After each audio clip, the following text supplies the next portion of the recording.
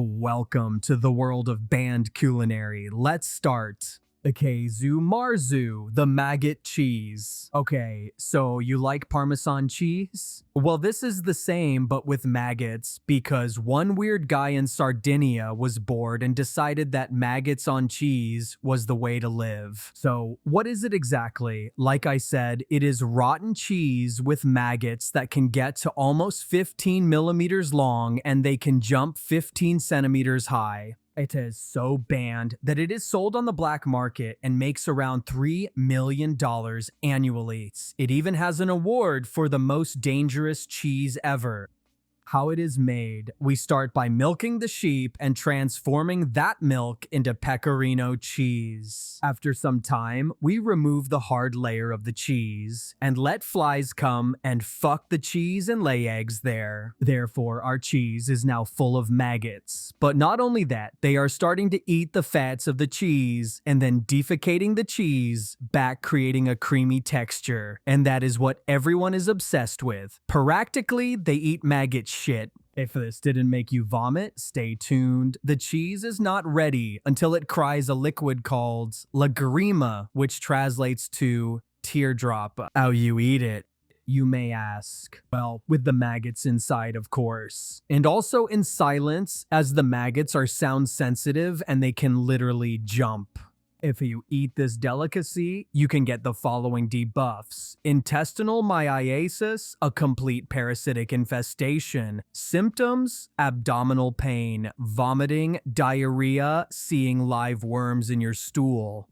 So, if you don't mind me, I will stick with my maggots-free Parmigiano Reggiano. Blood clams, or how to infect 300,000 people with disease.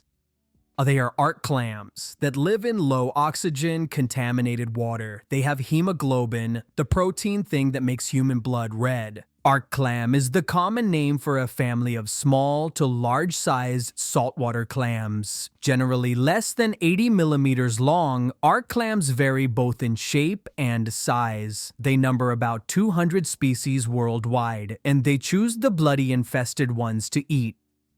How you eat it? Well, raw, of course, or barely cooked, because you want that blood taste in your mouth. People want to be vampires so bad they are eating infected clams. In 1988, there were 300,000 people infected and 31 died. They can give you hepatitis A, E, typhoid, and dysentery. They can maintain a virus for up to 3 months. So yeah, the next COVID is just a matter of time if those people do not stop. Acai fruit. This one is Jamaica's national fruit and one of the most poisonous fruits in the world. Why eat it? Well, because it tastes like scrambled eggs, apparently.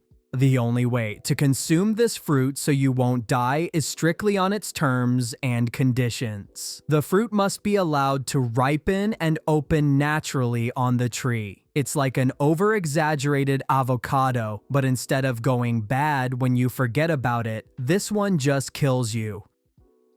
How you eat it? You need to throw away the seeds and the outer pink stuff, boil them, and after that you may start cooking them.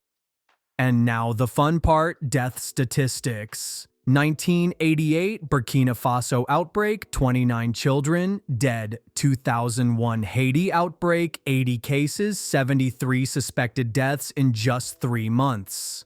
Since 1980 Jamaica, 271 plus poisoning cases reported, likely much higher due to underreporting. Mortality rate before treatment, 80%. Current mortality, still 6.7% even with glucose treatment.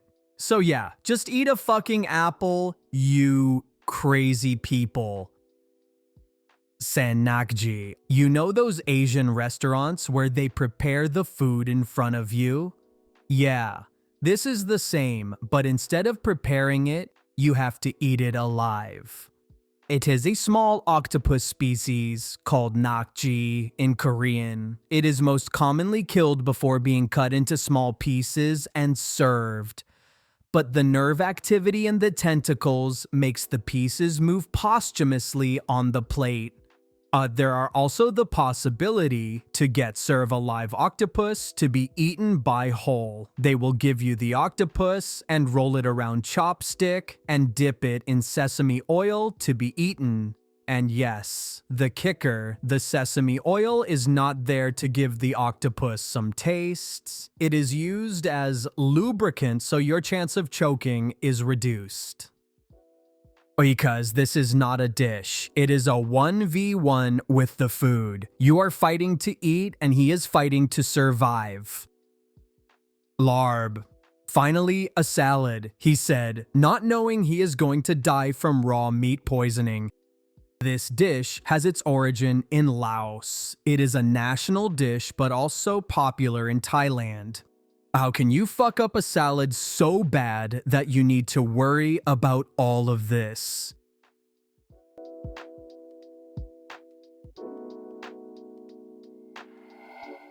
How do you prepare it, you may ask? Well, simple. You cut your vegetables, salad, onion, peas, tomatoes, mushrooms, and any vegetable you would like.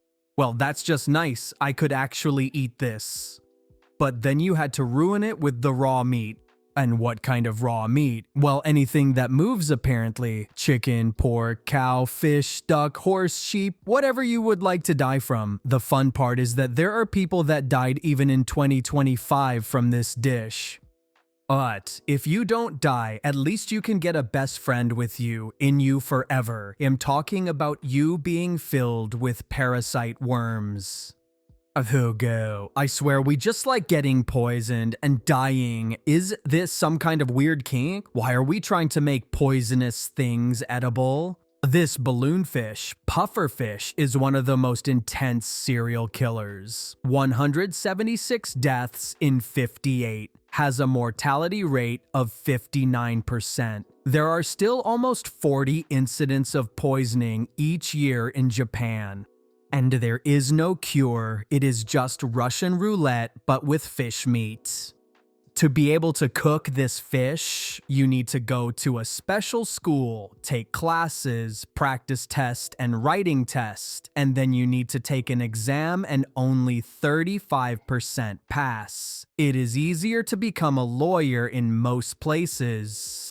It causes conscious paralysis. You stay there for 5 to 6 hours only thinking about why you should have eaten chicken instead of death. Hey Carl, or shark meat. I think we should leave the fish in the sea and stop trying to eat everything that moves. This is shark meat that is left to rot for months, so it stops being poisonous. And after months it becomes hard meat with taste of pee. This is the process. The Greenland shark does not have a urinary system, so they pee through their skin. So when you want to eat the fresh shark meat, it is full of toxins because it is full of pee and excrement. So you bury the meat underground so all the pee gets out of the meats. After those 12 weeks, you hang them for 3 to 6 months so the pee evaporates and the bacteria starts eating the toxins left. After that, you are left with some ammonia-smelling meat that is chewy and salted. We also have some celebrity review for this dish. Anthony Bourdain, the single worst, most disgusting, and terrible tasting thing he'd ever eaten, and this man ate everything. Gordon Ramsay, spit it out and cursed Andrew Zimmern. That's hardcore. That's not for beginners. Ainsley Harriott, like chewing a urine-infested mattress. So, at the end here, what would you eat? Would you rather eat live maggots, fight an octopus, risk hepatitis, gamble with paralysis, or eat fermented shark pee?